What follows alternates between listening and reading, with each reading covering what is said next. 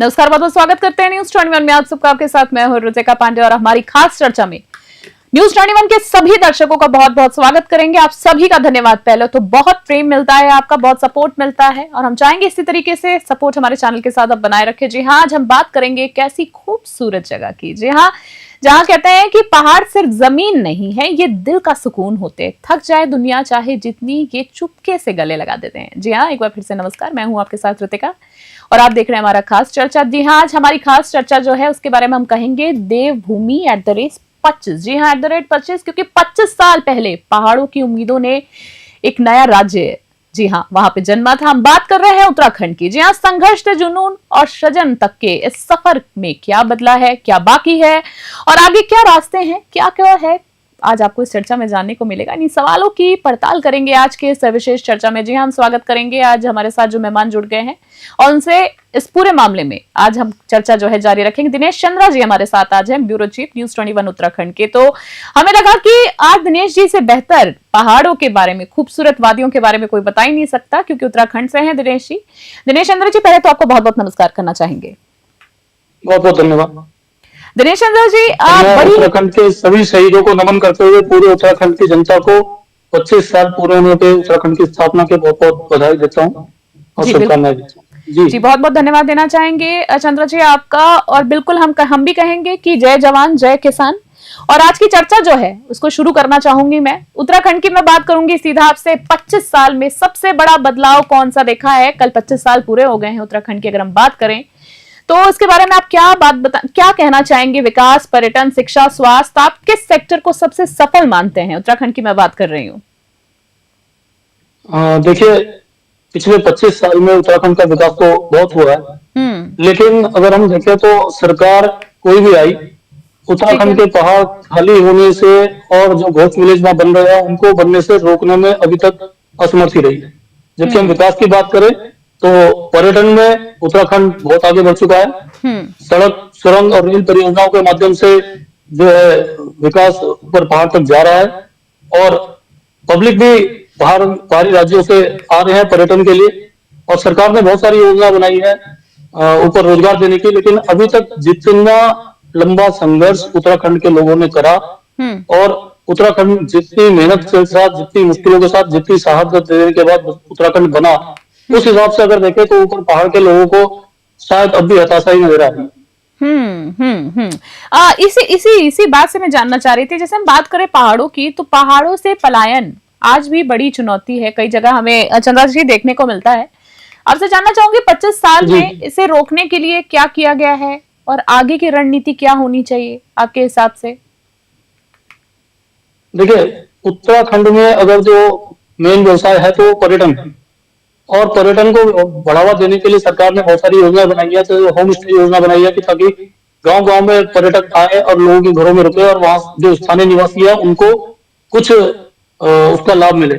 और इसी तरह स्थानीय समूह बना के उत्पादन के लिए बहुत सारी जो पहाड़ की चीजें हैं उनको प्रमोट करने में सरकार का प्रयास है। ग्रामीण पर्यटन को जो है बढ़ावा देने के लिए सरकार प्रयास कर रही है, लेकिन अभी भी कहीं ना कहीं कुछ कमी है जो युवा है उनको मजबूर करती है कि वो नीचे जो है मैदानी क्षेत्र में आए। कैसी कमी की बात कर रहे हैं? यही जो है कैसी कमी है कि क्योंकि इंडस्ट्री ऊपर नहीं जा रही है और इंडस्ट्री जो भी आ रही है वो उत्तराखंड के मैदानी क्षेत्र के अंदर लग रही है। हरिद्वार हो गया, ऋषिकेश हो गया, या देहरादून का क्षेत्र है, यहाँ इंडस्ट्री बढ़ रही है, काशीपुर का जो इलाका है।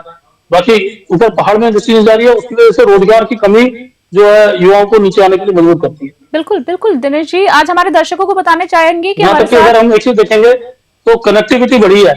सरकार ने सड़कों का जो जाल बिछाया पहाड़ के अंदर, इससे कनेक्टिविटी बढ़ी है, लेकिन शायद ऊपर जाने में खर्चा ज्यादा लगता है लोगों का, इसी वजह से ही सही।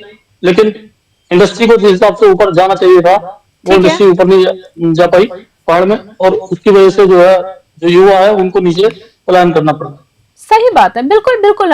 तभी हमारे दर्शकों को कहना चाहेंगे, आज हमारे साथ Dinesh Chandra, bureau chief news 21 Uttarakhand से आज हमारे साथ जुड़े हैं। काफी अनुभवी हैं दिनेश चंद्रा जी, और पत्रकारिता जगत की अगर हम बात करें, मीडिया जगत की, बड़ा ही इनको लंबा अनुभव है और हमने यही चाहा कि आज उत्तराखंड के बारे में इनसे बेहतर कोई नहीं बता सकता। राज्य बनने के बाद चंद्रा जी आपसे जानना चाहूंगी, राज्य बनने के बाद लगातार प्राकृतिक आपदाएं आती रहती हैं, आए दिन हम सुनते रहते हैं, जैसे कि हम बात करें केदारनाथ, जोशीमठ, बादल फटना, तरह तरह की। क्या उत्तराखंड आज आपदा प्रबंधन में पर्याप्त रूप से सक्षम है, आपको क्या लगता है?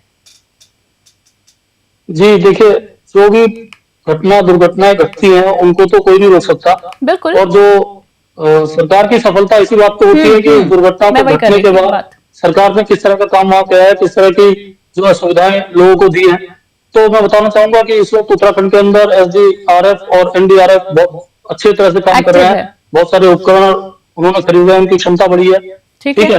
अर्ली वार्निंग मॉनिटरिंग सिस्टम लगाए गए हैं, मौसम की मॉनिटरिंग के लिए सिस्टम लगाए गए हैं, हेलीकॉप्टर की सुविधा जो है तुरंत मिल जाती है।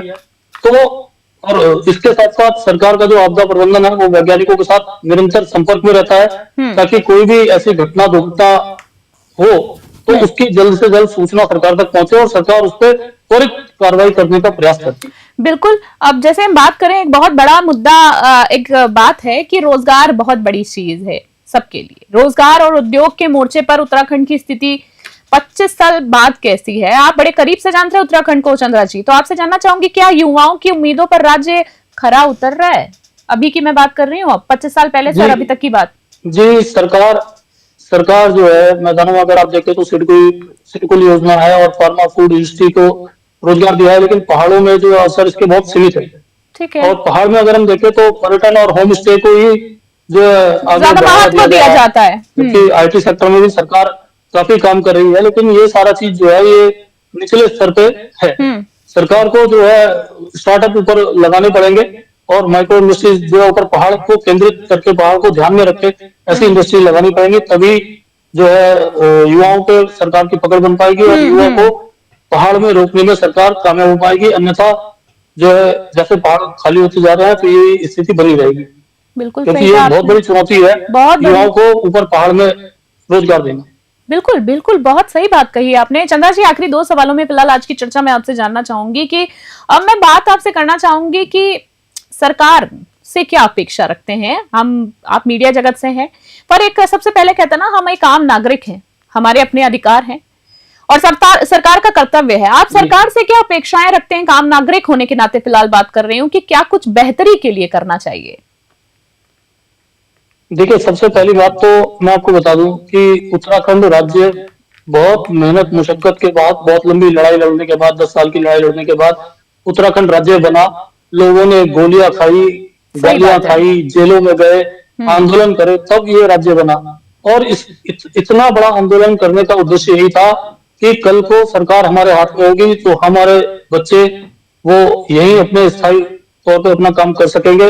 लेकिन अगर हम देखें तो सरकार जो है कि उत्तराखंड का जो डेवलपमेंट है वो उत्तराखंड के मैदानी क्षेत्रों में ही होकर रह गया है, जबकि सरकार काफी प्रयास कर रही है। खैर, केंद्र सरकार ने आज की तारीख में अगर हम देखें तो गांव तक जो है सड़कों का जाल बिछ गया है, बिजली ऊपर पहुंच रही है, बहुत सारी सुविधाएं जो है कर रही है। लेकिन अभी तक अगर आप देखें तो सरकार पहाड़ के जो नौजवान है उनको उस हिसाब से रोजगार देने में कामयाब नहीं हो पाई जिस हिसाब से वहां होना चाहिए था। खेती की दिक्कतें हैं, बर्फ का मौसम आता है, प्राकृतिक आपदाएं आती है, हर तरह की दिक्कत पहाड़ के लोगों को जो है झेलनी पड़ती है। तो अब हम सरकार से यही करते हैं, उम्मीद करते हैं कि सरकार जो है इस चीज को ध्यान रखेगी और पहाड़ के जो ऊपर युवा हैं उनको कम से कम रोजगार जो है प्रोवाइड देने का प्रयास करेंगे। बिल्कुल बिल्कुल बिल्कुल बिल्कुल। और पहाड़ी शिक्षा क्षेत्र के अंदर भी जो है वहाँ IIT बढ़ावा मिले, मैदानी क्षेत्र में खुल रहे हैं, ये ऊपर पहाड़ में खुले तो उसका लाभ वहाँ मिलेगा। बिल्कुल। जैसे कि हमारी अभी तक की चर्चा में अगर मैं बात सरकार दे रही है। बिल्कुल चंद्रा जी, और अभी तक की चर्चा में जो चंद्रा जी के हमने एक मेन जो मैंने अभी चीजों को समझा है, युवाओं की ये बात जो प्रमुखता से रख रहे हैं अपनी पूरी चर्चा में अभी तक चंद्रा जी ने रखा, बिल्कुल सही। युवा हमारे देश का भविष्य है, बिल्कुल सही बात है। आने वाले 10 सालों में आप उत्तराखंड को कहां देख रहे हैं? आज की चर्चा का आखिरी सवाल आपसे चंद्रा जी। देखिए, मुझे लगता है कि जो पहाड़ का व्यक्ति है ना वो बहुत मेहनती है। सही बात, पहाड़ में रहना, अपना जीवन सर्वाइव करना, यही बहुत बड़ी बात होती है। हम जैसे लोग तो शायद ऊपर पहाड़ में जाके ना कर सके, लेकिन वहां के चाहे बेटियां हैं पहाड़ की या बेटे हैं, बहुत मेहनती होती है। तो मुझे लगता है कि सरकार अगर अपनी नीयत सरकार की सही है तो उत्तराखंड इस देश में बहुत तेजी से आगे बढ़ने वाला राज्य होगा, निश्चित रूप से। क्योंकि सरकार की योजना इस वक्त जो सरकार बैठी है, जो सेंटर से उसको मदद मिल रही है, ये सरकार निश्चित रूप से उत्तराखंड को आगे ले जाएगी। और अगर मैं आपको अगले 10 साल में कहूँ तो निश्चित रूप से अगले आने वाले 10 साल में उत्तराखंड देश के प्रमुख राज्यों में से होगा। क्योंकि एक पर्यटन तो हमारा है ही, पर्यटन बिल्कुल आप देखेंगे पर्यटन के क्षेत्र में बहुत आगे जो है उत्तराखंड है और जगह से। और पर्यटन के साथ साथ अगर थोड़ा सा इंडस्ट्रियल डेवलपमेंट भी बहुत ज्यादा जरूरी है। आपका जो विकसित प्रदेश उत्तराखंड हो। बिल्कुल बिल्कुल बिल्कुल सही कहा आपने, विकसित होना जरूरी है। दिनेश चंद्र जी, आपका हम बहुत बहुत धन्यवाद देना चाहेंगे, आज अपने अपना बहुमूल्य समय निकाला इस पूरे मामले में, इस पूरी बातचीत में।